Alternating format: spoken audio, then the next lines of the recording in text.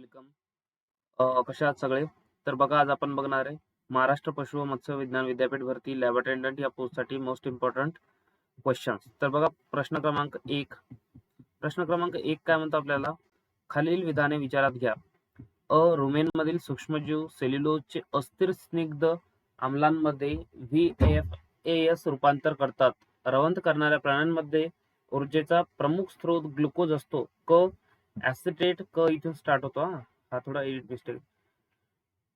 Acetate हा दुधातील चरबी निर्मितीसाठी महत्वाचा VFA आहे. तर बघा जनरली जर बघितलं आपण तर रुमेनमध्ये सेल्युलोजचे विघटन होऊन जनरली ऍसिटेट, प्रोपिओनेट आणि ब्युटारेट तयार होतात. म्हणजेच काय, याचं तुमचं उत्तर कोणतं राहील?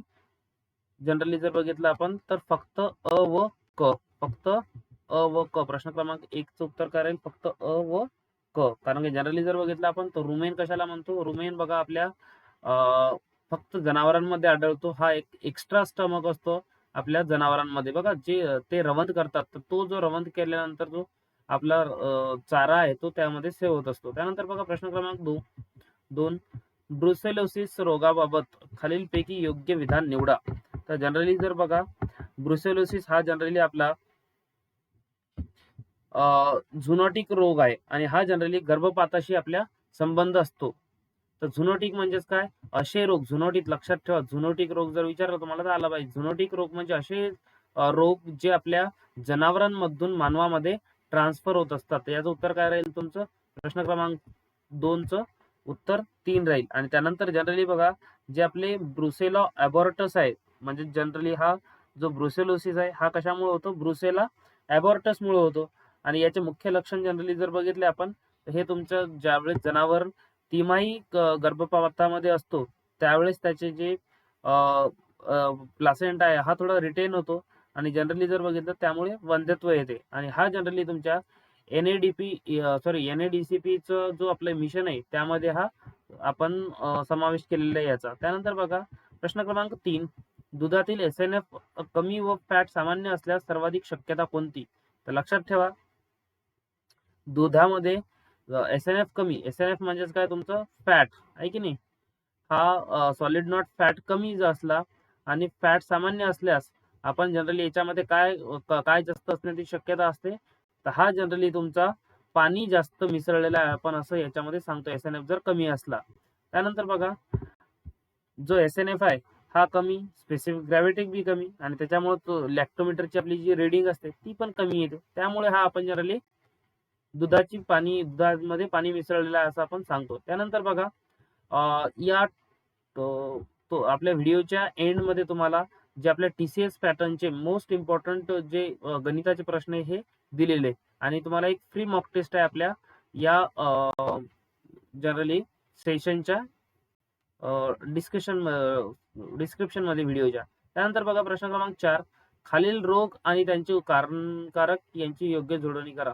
हा प्रश्न थोडा एडिटिंग मध्ये प्रॉब्लेम आहे. त्यानंतर बघा प्रश्न क्रमांक 5, गायीमध्ये हीट डिटेक्शनसाठी खालीलपैकी सर्वात विश्वसनीय लक्षण कोणते? लक्षात ठेवा, गायीमध्ये हीट डिटेक्शनसाठी खालीलपैकी सर्वात विश्वसनीय लक्षण कोणते? तर लक्षात घ्या, ज्यावेळेस गाय हीटवर येते तर त्यावेळेस ती काय करते? आपल्याला दूध उत्पादन वाढवते का? नाही. भूक वाढते का तिची? नाही. तर स्टँडिंग टू बी माउंटेड म्हणजेच काय? उभ्या उभ्या एखाद्या जनावरांवरती उडते का? हो, बरोबर आहे. म्हणजेच काय? प्रश्न क्रमांक 5 चं उत्तर काय राहील? हे दुसऱ्या जनावरांवर चढते किंवा दुसऱ्या जनावरावर आपल्यावर दुसऱ्या जनावराला चढू देते. त्यानंतर बघा आपल्यासाठी जे अपडेट्स आहेत या अपडेटसाठी आणि आपल्या daily mock test, free mock test आणि काही नोट्स आपण जे फ्री देत असतो त्यासाठी तुम्हाला एक व्हॉट्सअपचा ग्रुप बनवलेला आहे आपण, तर तुम्ही जॉईन करू शकता. हा नंबरवर मेसेज करा 9067057977 मध्ये. त्यानंतर प्रश्न क्रमांक 6, खालीलपैकी कोणता घटक लिमिटिंग न्यूट्रिएंट म्हणून सर्वाधिक ओळखला जातो? तर बघा खालीलपैकी कोणता घटक लिमिटिंग न्यूट्रिएंट म्हणून सर्वाधिक ओळखला जातो? 1 कार्बोहायड्रेट, 2 चरबी, 3 प्रथिने आणि 4 पाणी. तर लक्षात घ्या, लिमिटिंग न्यूट्रिएंट म्हणून सर्वात जास्त जो आपण वापरतो किंवा सर्वात जास्त जो ओळखला जातो तो आहे तुमचा प्रथिने. प्रथिने म्हणजेच काय? प्रोटीन. त्यानंतर बघा हे जे प्रथिने आहे यांची जर आपल्या जनावरांमध्ये जर कमतरता भासली तर आपले याचे काय काय लक्षणे असतात. जनरली काय होते, आपल्या जे जनावर आहे त्याची वाढ खुंटत असते आणि जनरली आपला जो जनावर आहे सपोज गाय किंवा म्हैस यांचं काय होते, दूध कमी होते आणि त्याच सोबत सोबत यांच्या प्रजनन आपली जी क्षमता आहे यावर बी त्या परिणाम होत असतो. तर लक्षात घ्या, हा तुमच्या असे प्रश्न आपल्या जी ऍग्रिकल्चर वाल्यांसाठी IBPS AFO ची जी परीक्षा होती त्यामध्ये अशा प्रकारचे प्रश्न विचारते, ती IBPS कंडक्ट करत असते. आणि हे TCS, तर लक्षात घ्या सेम यांची पातळी असते. त्यानंतर बघा प्रश्न क्रमांक 8, खालीलपैकी कोणती जोडी चुकीची आहे. लक्षात घ्या, buffalo Murrah buffalo, HF exotic dairy breed, Osmanabadi sheep आणि गिर इंडिजिनस डेअरी ब्रीड. तर लक्षात घ्या, यामध्ये जनरली जर बघितलं आपण तर तुमचं जो एक चुकीची जोडी ओळखायची ना आपल्याला, एक मुर्रा बफेलो आहे, बफेलोची आहे जात मुर्रा. त्यानंतर बघा HF एक्झॉटिक ब्रीड, हा पण बरोबर आहे. उस्मानाबादी शीप, उस्मानाबादी शीप आणि जनरली जर बघितलं आपण तर गिर इंडिजिनस डेअरी ब्रीड. तर बघा आपण तुम्हाला माहिती आहे उस्मानाबादी म्हणजे आजचा जो धाराशिव शहर आहे, पहिले इथे एक तुमची उस्मानाबादी नावाची शीप नाही तर ही गोट असते. काय आहे, गोट. उस्मानाबादी गोट आहे. गोट म्हणजेच काय, आपली शेळी, लक्षात ठेवा. त्यानंतर बघा प्रश्न क्रमांक 7 राहिला का आपला. हा प्रश्न क्रमांक 7 बघा, मॅस्टायटिस मुळे सोमॅटिक सेल काउंट SCC वाढतो. रिझन 10 मुळे श्वेत रक्तपेशी दुधात वाढतात. तर लक्षात घ्या, काय म्हणतो, एक ए व आर बरोबर, ऍसर्शन आणि रिझन बरोबर आहे आणि रिझन आहे त्याचं योग्य उत्तर आहे. बी काय म्हणतो आपल्याला 2 नंबर, अ व आर बरोबर पण बी स्पष्टकरण नाही. ए व, तर जनरली बघा मॅस्टायटिस मध्ये जनरली जर बघितलं आपण तर तुमच्या 2 ते 2.5 हे आपल्या काय असं सेल काउंट असतो. पण हा सेल काउंट तुमच्या 2 लाख पेक्षा 5 to 10 लाख आपल्या पर ml मध्ये त्याचे सेल्स वाढतात. तर लक्षात घ्या, आणि 10 मुळे श्वेत रक्तपेशी दुधात वाढतात, WBC आहे की नाही. तर या मॅस्टायटिस मुळे आपल्या RBC वाढतात. त्यानंतर बघा उत्तर काय राहील मग याचं, ए, एक ए. आणि त्यानंतर बघा जनरली जर बघितलं आपण तर मॅस्टायटिस हा जो डिसीज आहे, या मॅस्टायटिस डिसीजला आपण डिटेक्ट करण्यासाठी एक मेथड वापरतो. एक आहे तुमची CMT मेथड, एक आहे CMT मेथड आणि दुसरी आहे तुमची SCC मेथड किंवा SCC टेस्ट आणि CMT टेस्ट आपण करत असतो, लक्षात घ्या. त्यानंतर बघा प्रश्न क्रमांक 9, प्रश्न क्रमांक 9 काय म्हणतो, राष्ट्रीय गोकुळ मिशनच्या संदर्भात खालीलपैकी चुकीचे विधान ओळखा. तर बघा आपण काल बघितलं होतं तुमचं गोकुळ मिशन. गोकुळ मिशन मध्ये आपण काय करतो जनरली, लक्षात घ्या विद्यार्थी मित्रांनो, गोकुळ मिशन हा आपल्या जनरली ज्या भारतीय ओरिजिनच्या किंवा भारतीय देशी ज्या गोवंश गायी किंवा म्हशी आहेत, तर या गोवंशांना आपण काय करतो, यांचा जो जीन आहे किंवा यांचे जे जनुके हे आपण काय करत असतो, संवर्धन करत असतो. लक्षात घ्या, आपल्याला काय करायचं, चुकीचं पर्याय विधान ओळखायचं. देशी गोवंश संवर्धनासाठी सुरू करण्यात आलेली हे विधान बरोबर आहे, आपल्याला चुकीचं शोधायचं. बघा अनुवांशिक सुधारणा उद्देश आहे, तर लक्षात घ्या यामध्ये हा पण नाही, अनुवांशिक सुधारणा हा याचा गोकुळ मिशनच्या अंतर्गत येत नाही. त्यानंतर बघा मुख्य भर विदेशी गोवंश आयातीवर आहे, गोकुल ग्राम संकल्पना याच्याशी संकल्पित आहे. लक्षात घ्या, मुख्य भर आयात, तर आपण आयात करतो का, नाही, आहे की नाही. तर लक्षात घ्या, गोकुळ मिशन अंतर्गत आपले जे सईवाल, थारपारकर, गीर आहे की नाही, लोला, तर ह्या ज्या आपल्या गायीच्या जाती आहेत यांचे आपण संवर्धन करत असतो. आपण जी एक्झॉटिक ब्रीड्स आहे किंवा जनरली एक्झॉटिक ब्रीड्स म्हणजे काय, आपल्या ज्या बाहेर देशातल्या ओरिजिनच्या आहे, म्हणजेच त्यांचे मूळ जो आहे तो बाहेर देश आहे, म्हणजे सपोज होस्टेन फ्रिस्टन झाली तुमची, जर्सी झाली, आहे की नाही. तर या गायीसोबत आपण जनरली मिक्स नाही करत. त्यानंतर बघा प्रश्न क्रमांक 10, खालीलपैकी कोणता रोग टेस्ट अँड स्लॉटर पॉलिसीशी सर्वाधिक संबंधित आहे. लक्षात घ्या, ती तुमची टेस्ट अँड स्लॉटर पॉलिसी आहे. या टेस्ट आणि स्लॉटर पॉलिसीशी आपला जो डिसीज आहे तो आहे ब्रुसेलोसिस. ब्रुसेलोसिस नियंत्रणासाठी जनरली आपण काय करतो, त्याची टेस्टिंग करत असतो, त्यातून सेग्रिगेशन करतो, व्हॅक्सिनेशन करतो आणि काही देशांमध्ये टेस्ट अँड स्लॉटर पॉलिसी जी आहे ही वापरली जाते. तर लक्षात घ्या, हे तुमच्या व्हेटरनरी पब्लिक हेल्थशी रिलेटेड प्रश्न आहे, हा विचारू शकतो. त्यानंतर बघा प्रश्न क्रमांक 11, खालीलपैकी कोणते विधान पाश्चरायझेशन बद्दल चुकीचे आहे. पाश्चरायझेशन काय आहे, एक टेक्निक आहे, मेथड आहे की नाही. यामध्ये काय करतो आपण, जंतू मारण्यासाठी वापरतो. याच्यामध्ये 2 प्रकारच्या टेस्ट असतात. एक असते STST, एक असते STST आणि एक असते तुमचा LTLT. STST म्हणजेच काय, हाय टेम्परेचर म्हणजेच काय 73 डिग्री सेल्सिअसला जनरली तुमच्या 15 सेकंद पर्यंत आपण दुधाला किंवा कोणत्याही वस्तूला तापवतो. त्यानंतर LTLT मध्ये काय 63 डिग्री सेल्सिअस साठी 30 मिनिट. आपल्याला काय करायचं, चुकीचं विधान ओळखायचं. सर्व रोगकारक सूक्ष्मजीव नष्ट होतात. दुधाची पौष्टिकता मोठ्या प्रमाणात अबाधित राहते. पाश्चरायझेशन नंतर दूध निर्जंतुक स्टराईल होत नाही. STST पद्धती 72 तापमान 15 सेकंद वापरले जाते. तर लक्षात घ्या, आपण जनरली जर बघितलं चुकीचं विधान ओळखायचंय, काय करतो आपण जनरली, तुमच्या सूक्ष्मजीव सर्व नष्ट होतात का यामध्ये, तर सर्व नष्ट होत नाहीत, पण सर्व सूक्ष्मजीव याच्यामध्ये रोगकारक जे सूक्ष्मजीव आहेत तेच नष्ट होतात, सर्व होत नाही, आहे की नाही. जनरली उत्तर काय आहे तुमचं, पर्याय क्रमांक 1. त्यानंतर बघा हे STST चं 72 डिग्री सेल्सिअस आहे की नाही. 72 ते कुठं कुठं 73 दिलेलं राहते, कुठं कुठं 72 दिलेलं राहते, हे लक्षात ठेवा. जसं LTLT मध्ये 62.8 62.8 हा दिलेला राहते पर्याय आणि 63 दिलेलं राहते. त्यावेळेस 62.8 सिलेक्ट करायचा. आपण ऑन एन ॲव्हरेज 63 धरत असतो. त्यानंतर बघा पाश्चरायझेशनची टेक्निक आहे ही तुमच्या लुईस पाश्चर यांनी दिली होती, लक्षात ठेवा. त्यानंतर बघा मित्रांनो, खालीलपैकी कोणता रोग मुख्यतः क्लॉस्ट्रिडियम चौवेईमुळे होतो, तर लक्षात घ्या. A anthrax, B black quarter म्हणजे BQ, C HS आणि 4 ब्रुसेलोसिस.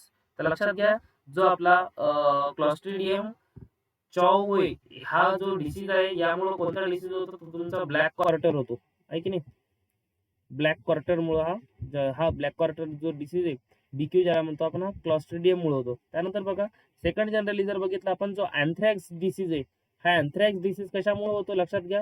अँथ्रॅक्स डिसीज आपला बॅसिलस अँथ्रॅसिस मुळे होतो, बॅसिलस अँथ्रॅसिस, लक्षात घ्या नाव. त्यानंतर बघा HS हा डिसीज कशामुळे होतो, तर हे जनरली तुमच्या पास्ट्युरेला मल्टीसिडिया जनरली पास्ट्युरेला मल्टीसिडामुळे हा डिसीज होत असतो. त्यानंतर ब्रुसेलोसिस आपण आत्ताच वरती बघितलं, ब्रुसेला ॲबॉर्टस मुळे हा डिसीज होत असतो. हे थोडी नावं लक्षात घ्या, किचकट आहेत लक्षात ठेवण्यासाठी. त्यानंतर बघा प्रश्न क्रमांक 13, ॲसर्शन म्हणजे कृत्रिम वेतनामुळे म्हणजे AI अनुवांशिक सुधारणा वेगाने होते, बरोबर आहे. एका उत्कृष्ट बैलाची विरी हजारो गायींमध्ये वापरता येते, तर हा पण बरोबर आहे. लक्षात घ्या, हे तुमचे TCS फेवरेट क्वेश्चन आहे. तर जनरली A बरोबर आहे आणि B त्याचं उत्तर बरोबर आहे किंवा त्याचं स्पष्टीकरण आहे, तर A व R बरोबर आहे, एक उत्तर राहील. त्यानंतर बघा प्रश्न क्रमांक 14, दुधातील लॅक्टोजचे मुख्य कार्य काय आहे. दुधातील लॅक्टोजचे मुख्य कार्य काय आहे. 1 चरबी वाढवणे, 2 ऊर्जा प्रदान करणे, 3 रोग प्रतिकारक शक्ती वाढवणे आणि 4 रंग देणे. तर याचं उत्तर जनरली जर बघितलं आपण, तर हे जो लॅक्टोज आहे, हा लॅक्टोज काय करतो तुमचा, जनरली बघा हा कार्बोहायड्रेट आहे, म्हणजेच काय, हा ऊर्जा प्रदान करतो आपल्याला, आहे की नाही. लॅक्टोज, माल्टोज, फ्रुक्टोज, ग्लुकोज तुम्ही ऐकलं असेल. तर जनरली हा तुमचा लॅक्टोज हा जनरल ग्लुकोज प्लस गॅलेक्टोज हा तुमचा मिळून लॅक्टोज तयार करतो, आय थिंक. त्यामुळं आपल्याला एनर्जी भेटते, म्हणजे ऊर्जा प्रदान करतो. त्यानंतर बघा नेक्स्ट जर बघितलं आपण, प्रश्न क्रमांक 14 काय म्हणतो आपल्याला, प्रश्न क्रमांक 15 काय म्हणतो आपल्याला, खालीलपैकी कोणता रोग झुनोटिक डिसीज म्हणून असून जीवाणूमुळे होतो. झुनोटिक डिसीज म्हणजे काय, आपले जे डिसीज आपल्या ॲनिमल मधून माणसांमध्ये जातात त्यांना आपण काय म्हणतो, झुनोटिक डिसीज. तर लक्षात घ्या, एक option A FMD, 2 brucellosis, 3 milk favour आणि 4 किटोसिस. तर लक्षात घ्या, आपला जो ब्रुसेलोसिस आहे, ब्रुसेलोसिस हा आजार ब्रुसेला ॲबॉर्टस मुळे होतो, तर हा जनरली तुमचा झुनोटिक डिसीज आहे आणि हा जनरली तुमचा बॅक्टेरियल पण आहे आणि हा ॲबॉर्शन डिसीज पण नावाने ओळखला जातो. कारण की याने जर इन्फेक्शन केले एखाद्या गाईला, म्हशीला ट्रायमिस्टर मध्ये 3ऱ्या महिन्यात, आहे की नाही, तर त्यावेळेस ती गर्भपात होऊ शकते. तर हा खूप वेळेस आपल्या जे वेटरनरीचे एक्झाम्स आहेत त्यामध्ये हा प्रश्न विचारला गेलेला आहे. त्यानंतर बघा प्रश्न क्रमांक 16, यामध्ये आपल्याला मॅच द पेअर्स जोड्या लावायचे, संस्था आणि त्यांचं मुख्यालय. तर बघा नॅशनल डेअरी बोर्ड आपल्याला कुठं आहे, तर जनरली जर बघितलं आपण, तर हा तुमचा नॅशनल डेअरी बोर्ड जो आहे हा आनंद गुजरातमध्ये, कुठं आहे, आनंद गुजरात. याच्याशी रिलेटेड अजून एक लक्षात घ्या, ऑपरेशन व्हाईट फ्लड किंवा मिल्क फ्लड ज्याला म्हणतो आपण, आहे की नाही, तर हा फ्लड तुमचा रिलेटेड आहे. हा वर्गीस कुरियन याचे मुख्य अध्यक्ष होते, पहिले अध्यक्ष होते. त्यानंतर बघा IVRI, Indian veterinary research institute, हा इजातनगर उत्तर प्रदेशमध्ये आढळतो. त्यानंतर ICR, Indian council of agriculture research, आहे की नाही, सर्वात पहिले आपल्या एक पूसा बिहारमध्ये, आजचा जो पूसा बिहार आहे तिथं स्थापित झाली होती फर्स्ट ॲग्रिकल्चर युनिव्हर्सिटी, आणि नंतर ती आपल्याला दिल्लीमध्ये ती ट्रान्सफर करण्यात आली, कारण की तिथे त्यावेळेस भूकंप आले होते. त्याच्यामुळे आज पण आपला जो ICR नवी दिल्लीचा जो कॅम्पस आहे, म्हणजे IR, Indian agriculture research institute, तर हा आपल्या ICR पूसा नवी दिल्ली या नावाने ओळखला जातो. तर लक्षात घ्या. मग याचं उत्तर काय राहील? NDDB 1चं 2, 2चं 1, 1चं 2, 2चं 1 आणि 3चं, बरोबर, पर्याय क्रमांक 1 उत्तर राहील याचं. त्यानंतर बघा प्रश्न क्रमांक 17. प्रश्न क्रमांक 17, मिल्क फेवरच्या संदर्भात खालीलपैकी योग्य विधान निवडा. मिल्क फेवर चे आपल्याला योग्य विधान ओळखायचे. तर लक्षात ठेवा, मिल्क फेवर हा विषाणूजन्य रोग आहे, हा जीवाणूजन्य रोग आहे, प्रसूतीनंतर कॅल्शियम कमतरतेमुळे होतो, हा संसर्गजन्य रोग आहे. तर लक्षात घ्या, मिल्क फेवर आपलं जनरली हा मेटाबॉलिक डिसऑर्डर आहे. याच्यामुळे काय होते, हाय एल्डिंग जे डेअरी अॅनिमल्स आहे, म्हणजे जे जास्त दूध देतात, हा त्यांच्यामध्ये आढळतो, आणि या कॅल्शियमच्या आपल्या ज्या डिफिशियन्सीमुळे होत असतो. तर लक्षात घ्या, याचं उत्तर राहील पर्याय क्रमांक 3. त्यानंतर बघा, हा व्हिडिओ बघितल्यानंतर तुमच्यासाठी एक free of cost mock test आपण अवेलेबल केलेली. ही मॉक टेस्टची लिंक तुम्हाला आपल्या व्हिडिओच्या डिस्क्रिप्शन मध्ये मिळेल, ती सॉल्व्ह करा.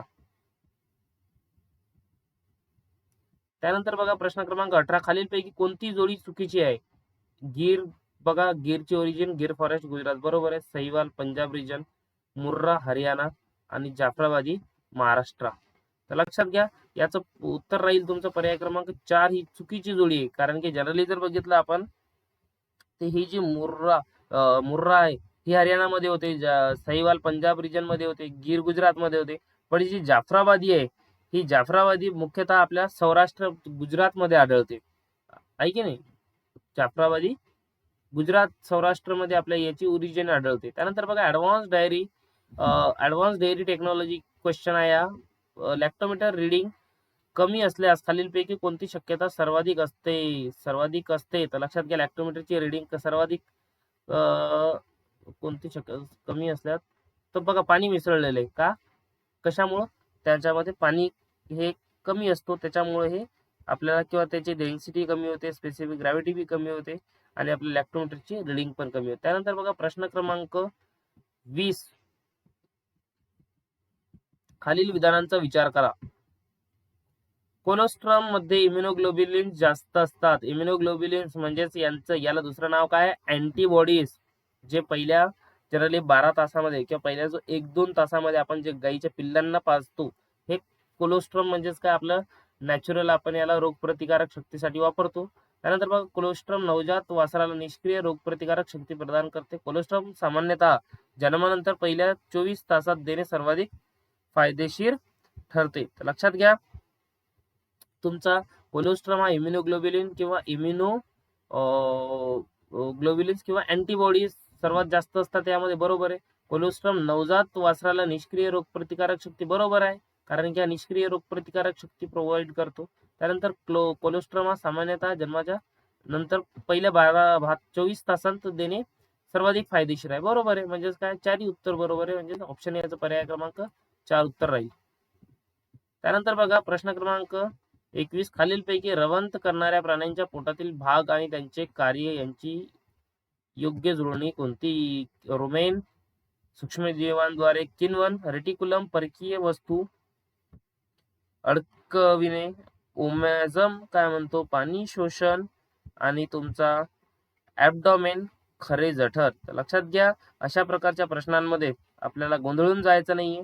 तर लक्षात घ्या, सर्वात पहिले जो आपला रुमेन आहे, आपण वरतीच बघितला, रुमेन का म्हणजेच काय, एक स्टमक, एक्स्ट्रा स्टमक असते रवंथ करणाऱ्या जनावरांमध्ये, हे तुमच्या सूक्ष्मजीवांचं किण्वन करते. सूक्ष्मजीवांचे किण्वन म्हणजेच काय, हा जनरली आपलं हे करते, फर्मेंटेशन करते. त्यानंतर बघा रेटिकुलम आहे की नाही, रेटिकुलम परकीय वस्तू अडकवतो का? हो, बरोबर आहे, परकीय वस्तू अडकवतो. त्यानंतर ओमॅझम पाणी शोषण करतो, बरोबर आहे. आणि अजून जर बघितलं आपण, तर तुमचा जो ऍब्डॉमेन आहे, ऍब्डोमनला आपण ट्रू स्टमक म्हणजेच काय खरे जठर म्हणतो. म्हणजे 4 म्हणजेच काय ऑप्शन क्रमांक 3 याचं उत्तर राहील. त्यानंतर बघा प्रश्न क्रमांक 22.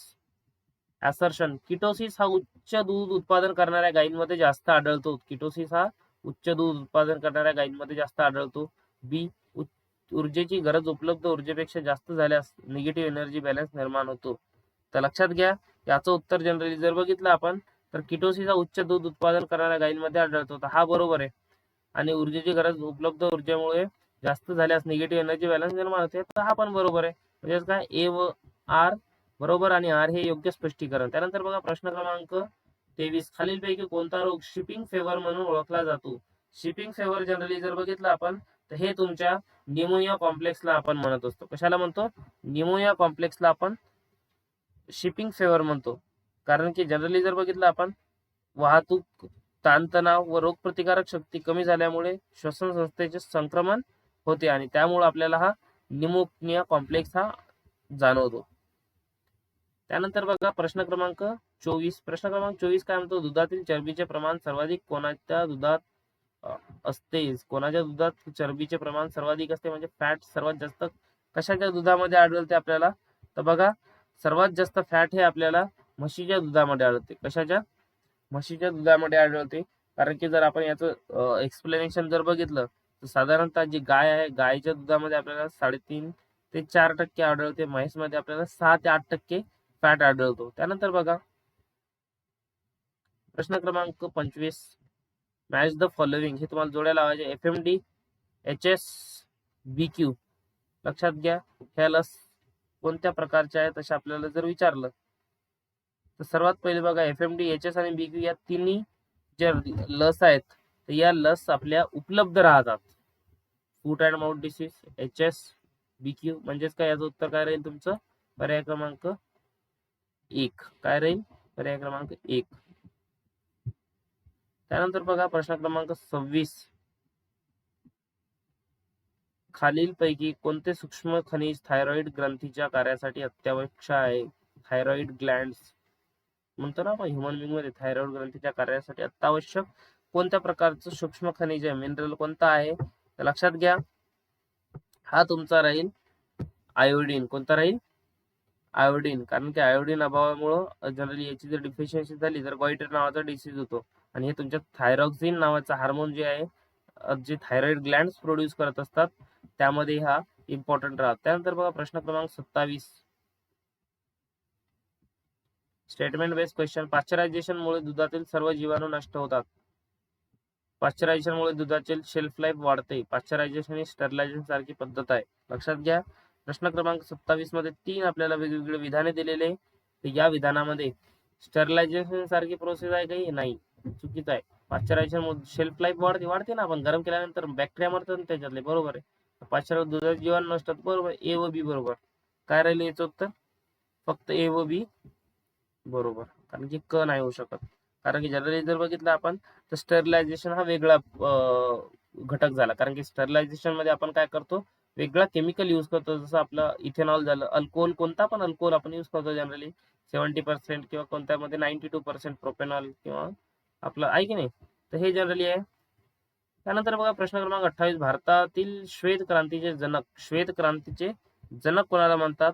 ऑपरेशन फ्लडचे जे शिल्पकार आहेत आपले, ज्यांचं नाव आहे वर्गीस कुरियन, यांना आपण काय म्हणतो? भारतातील श्वेत क्रांतीचे जनक. त्यानंतर बघा खालीलपैकी कोणत्या रोगामध्ये बॉटल जॉ हे लक्षण दिसू शकते? तर बॉटल जॉ हे लक्षण आपल्याला सर्वात पहिले बघा इंटरनल पॅरासाइटिझम मध्ये जनरली हे आपल्याला बघायला भेटते. तर याच्यामुळे जनरली बघा कोणता रोग होतो? या जंतुसंसर्गामुळे आपल्याला जनरली हायपोप्रोटेनिमिया किंवा जबड्या, जे आपले जबडे आहेत या जबड्याखाली सूज आढळते, म्हणून याला आपण बॉटल जॉ असे म्हणतो. तर जनरली बघा त्यानंतर प्रश्न क्रमांक 30. प्रश्न क्रमांक 30 काय म्हणतो आपल्याला? खालील विधाने विचारात घ्या. मुर्रा ही भारतातील सर्वोत्तम दुग्धोत्पादक म्हशीची जात मानली जाते, बरोबर आहे. HF ही विदेशी गाय आहे, बरोबर आहे. गीर ही भारतातील महत्वाची देशी दुग्धोत्पादक जात आहे. उस्मानाबादी ही मेंढीची जात आहे. तर आपल्याला काय करायचं? विचारात घ्यायचं. समजा प्रश्न विचारात घ्यायचे, याचं उत्तर येईल तुमचं अ ब क. काय येईल? कारण की उस्मानाबादी मेंढीची जात नाही, ही तुमच्या शेळीची जात आहे. कशाची जात आहे? शेळीची. त्यानंतर बघा प्रश्न क्रमांक 31. रवंथ करणाऱ्या प्राण्यांना युरिया मर्यादित प्रमाणात खाद्यात दिला जाऊ शकतो. काय म्हणतो त्याचं रिझन काय? रुमेनमधील सूक्ष्मजीव नॉन प्रोटीन नायट्रोजन म्हणजे NPN पासून प्रथिने तयार करू शकतात. तर लक्षात घ्या, यामध्ये तुमचं रवंथ करणाऱ्या प्राण्यांमध्ये युरिया मर्यादित प्रमाणात खाद्यात दिला जाऊ शकतो, बरोबर आहे. आणि डी आर काय म्हणतो? रुमेनमधील सूक्ष्मजीव नॉन प्रोटीन पासून प्रथिने तयार करतात, प्रोटीन. एक याचं राहील प्रश्न क्रमांक 31 एक बरोबर आहे. त्यानंतर बघा प्रश्न क्रमांक 32 दुधातील SNF मध्ये खालीलपैकी कोणता घटक समाविष्ट नसतो? SNF मध्ये खालीलपैकी दुधात कोणता घटक समाविष्ट नसतो? लॅक्टोज, प्रोटीन, मिनरल्स आणि फॅट. तर बघा SNF मध्ये सर्वात जो घटक आहे आपला समाविष्ट नसतो तो असतो तुमचा फॅट, कारण की SNF चा लॉंग फॉर्मच काय आहे? Solid not fat. त्यानंतर बघा प्रश्न क्रमांक 33 खालीलपैकी कोणता रोग ॲबॉर्शन स्टॉर्म निर्माण करू शकतो? ॲबॉर्शन स्टॉर्म निर्माण जनरली जर बघितलं आपण तर एका कल्पात अनेक जनावर जे आहे ते आपले सलग गर्भपात होतात आणि त्याच्यामुळे तुमचा ॲबॉर्शन स्टॉर्म होऊ शकतो. तर हा जनरली तुमचा ब्रुसेलोसिस मुळे होतो. ब्रुसेलोसिस आहे की नाही? जनरली पहिल्या गर्भाशयाच्या पहिल्या 3 महिन्यामध्ये हा जनरली आपल्याला आढळतो. त्यानंतर बघा match the pairs national dairy board आहे की नाही, ICR आणि IVAR. जनरली बघा ICR काय तुमचं कृषी संशोधन संस्था आहे, कृषी संशोधन संस्था. IVRI जी तुमची इजातनगरची आहे, याच्यामध्ये आपण काय करतो? ॲनिमल्स ब्रीड करत असतो किंवा ॲनिमल मध्ये रिसर्च पशुवैद्यकीय झाली. आणि NDDB ही दुधाची संलग्नित आहे. म्हणजेच काय तुमचं ब क पर्याय क्रमांक 1 उत्तर राहील. पर्याय क्रमांक 1 उत्तर राहील. त्यानंतर बघा प्रश्न क्रमांक 35 खालीलपैकी कोणत्या खनिजाच्या कमतरतेमुळे पिका रोग दिसतो? कोणत्या खनिजाच्या कमतरतेमुळे पिका रोग दिसतो? तर A calcium, B phosphorus, C copper आणि D आयोडीन. तर लक्षात घ्या, पिका रोग हा आपल्याला जनरली फॉस्फरसच्या डिफिशियन्सीमुळे आढळतो, आहे की नाही?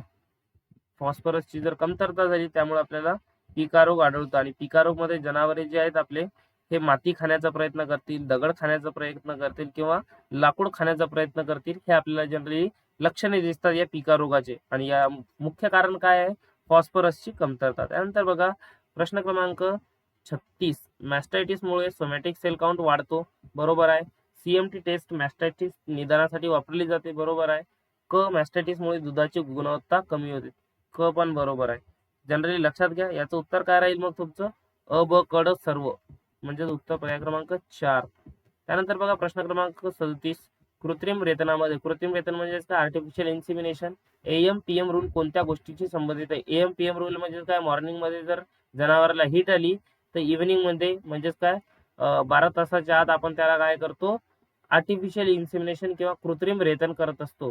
तर कोणत्या गोष्टीशी संबंधित आहे मध्ये AM-PM रूल? तर लक्षात घ्या, याच्यामध्ये हीट डिटेक्शन, वॅक्सिनेशन, डिवॉर्मिंग किंवा जनरली तुमचं प्रेग्नन्सी डायग्नोसिस. तर हा तुमचा हीट डिटेक्शन मध्ये आहे की नाही? प्रश्न क्रमांक 37 एक उत्तर.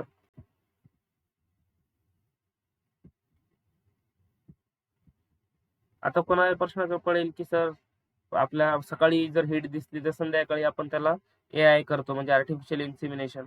बट मग ज्यांना संध्याकाळी हीट दिसली तर मग त्यामध्ये कसं? ते दुसऱ्या दिवशी सकाळी आपण करू शकतो आहे ना, कारण की 12 तास कम्प्लिटली 12 तासाच्या आतमध्ये करणं गरजेचं असते. प्रश्न क्रमांक 38 खालीलपैकी कोणता रोग लसीकरणाद्वारे नियंत्रित केला जातो? तर लसीकरणाद्वारे जनरली जर बघितलं आपण तर तुमचा FMD म्हणजे काय? फूट अँड माउथ डिसीज हा कव्हर केला जाऊ शकतो. त्यानंतर बघा प्रश्न क्रमांक 39 भारतातील दुग्ध क्रांतीमध्ये ऑपरेशन फ्लड कार्यक्रम कोणत्या संस्थेच्या नेतृत्वाखाली राबवण्यात आला? तर लक्षात घ्या, नाबार्ड, NDDB, ICR आणि FCI. तर हा जो आपला ऑपरेशन फ्लड आहे, हा ऑपरेशन फ्लड आपण जनरली NDDB जी आपल्या आनंद गुजरातमध्ये आहे या संस्थेद्वारे राबवण्यात आला. त्यानंतर बघा प्रश्न क्रमांक 40 खालील विधाने विचारात घ्या. कोलेस्ट्रॉल मध्ये इम्युनोग्लोबिन जास्त असतात. नवजात वासराची आतडी जन्मानंतर काही तासांपर्यंत प्रतिपिंडे प्रभावीपणे शोषू शकतात. कोलेस्ट्रॉल उशिरा दिल्यास पॅसिव्ह इम्युनिटी कमी मिळते. कोलेस्ट्रॉल हे सामान्य दुधापेक्षा प्रथिनांचे समृद्ध असते. तर लक्षात घ्या, यामध्ये तुमचं जो आहे कोलेस्ट्रॉल मध्ये इम्युनोग्लोब्युलिन जास्त असते, बरोबर आहे. नवजात वास्तराची आतडी जन्माला काही तासांपूर्वी प्रतिपिंड बरोबर आहे. ब पण आणि क कोलेस्ट्रॉल उशिरा दिला पॅसिव्ह इम्युनिटी कमी होते, हो ना, कारण की जनरली 24 तासाच्या आतमध्ये आपल्याला द्यावं लागते.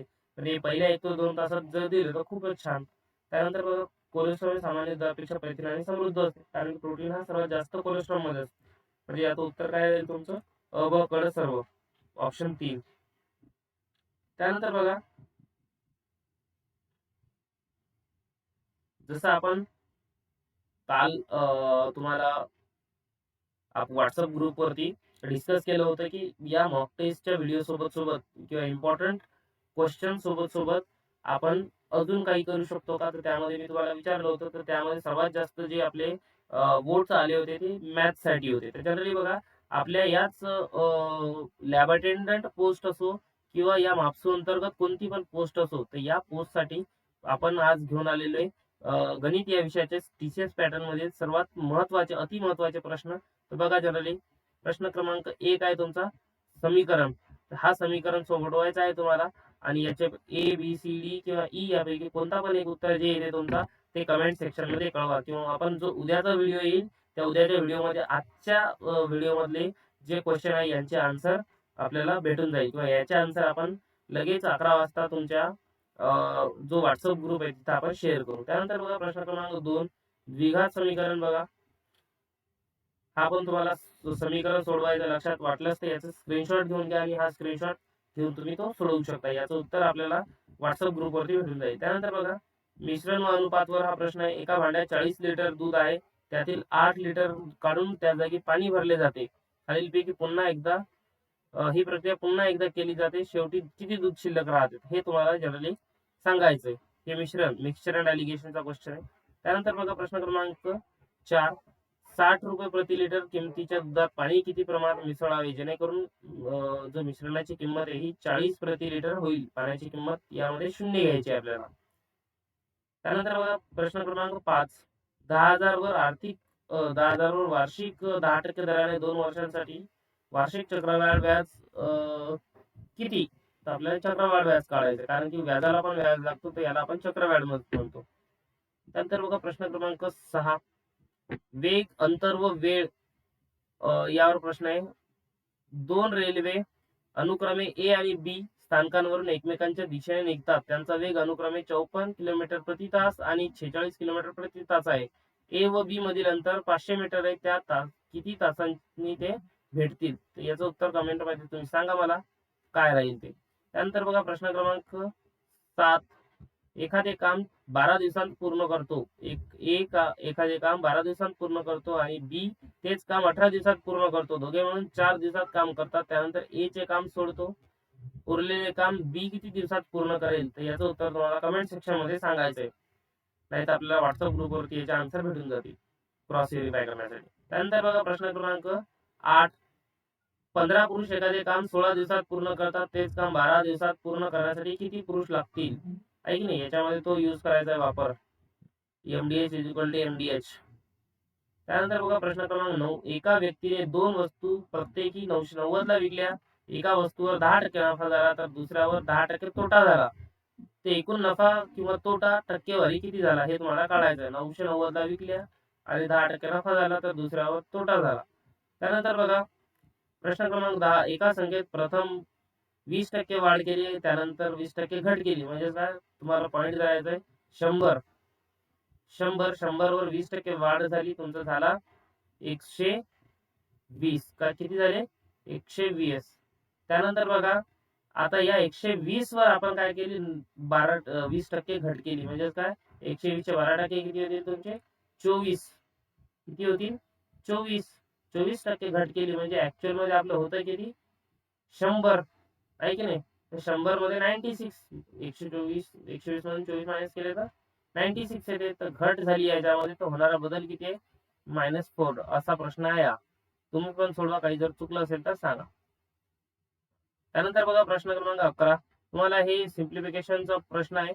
याचं काय उत्तर आहे ते तुम्ही कमेंट सेक्शन मध्ये सांगा, किंवा आपल्या व्हिडिओच्या व्हॉट्सअपच्या ग्रुपमध्ये याचं उत्तर येऊन जाईल. प्रश्न क्रमांक 12 पण सेम आहे. प्रश्न क्रमांक 13 मध्ये बघा, आपल्याला मिसिंग नंबर सिरीज आहे, संख्या मालिकाचा प्रश्न आहे.